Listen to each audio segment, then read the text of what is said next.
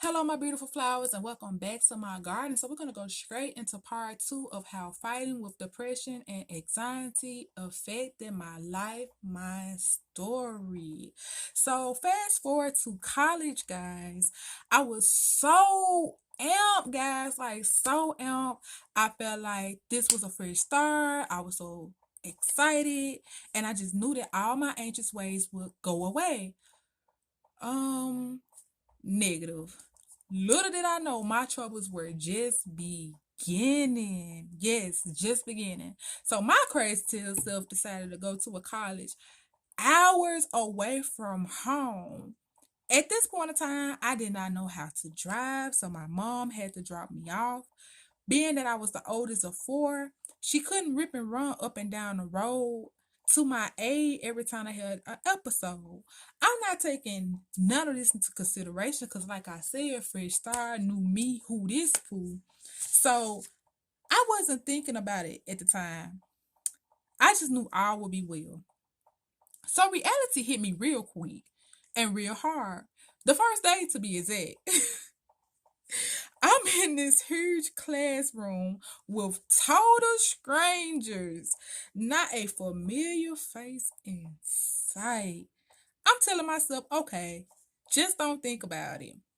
So the first week did go by or whatever. It wasn't a breeze, but it was okay. I'm like, okay, cool, I survived. Maybe I can get through this. At this point in time, I wasn't going to the cafeteria because I was eating the food my mom had provided doing move-in. And I did have a private room. So, of course, that was my safe place. The next week begins, and classes are getting a lot more intense. I was given research projects from like four classes that will require me to go to the library and print. Okay, so the library is located between the cafeteria and the union, which sits in the middle of the courtyard. So this is the location everybody hung out at, which explains why I wasn't eating in the cafeteria in the first place. So now I have to go through here to get to the library. Like, how this gonna work?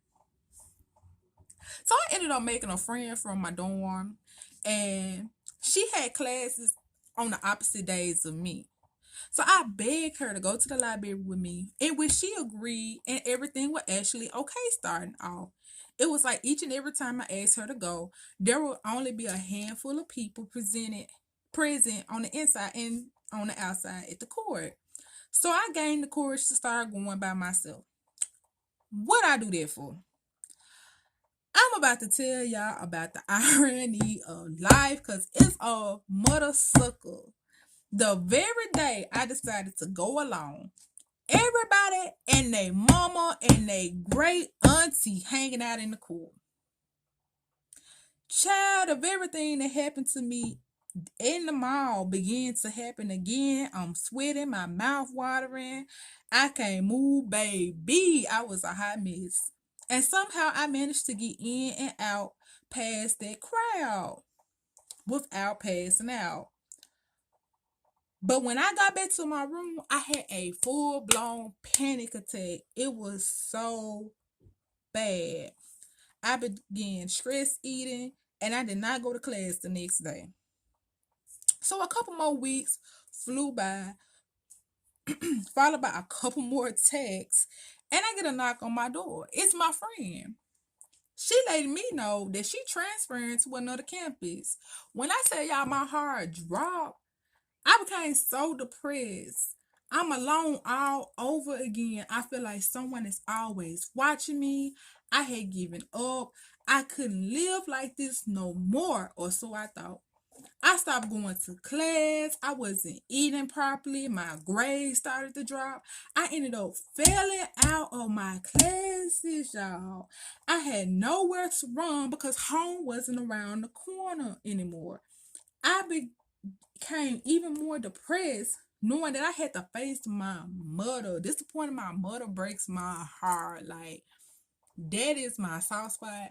That's what breaks me. And it was like, I feel like, although I'm not intentionally trying to come off as a failure to you or upset you or have you upset at me. No one's in my body. I can't explain to the family what I'm going through. I don't want to live like this. I wish I didn't have to live like this, but this is what's going on at the moment. Oh, baby, that thunder just scared the crap out of me. Ooh. We're gonna let that ride. Okay. So back to it. I'm sorry, y'all. That thunder just scared the living crap out of me. So, however, when she did pull up to the campus, she was more concerned than anything. Like, I think it was really a reality check of like, this is really a problem because I know the last thing she want to do is like fail her college courses. Like, her education is something that she's always been passionate about. So, like, this is really a thing. So, all right, guys. I'm going to end my story. I will explain how I learned to cope with my anxiety and redirect my energy in my next video. So be sure to tune in, like, subscribe, and hit that notification bell because you do not want to miss this next video. If you haven't watched part 1, go back, watch that. Let me know which peak of my life do you feel my anxiety was the worst? Middle school, high school, or college? Thank you for all your support. I love you all. Shan.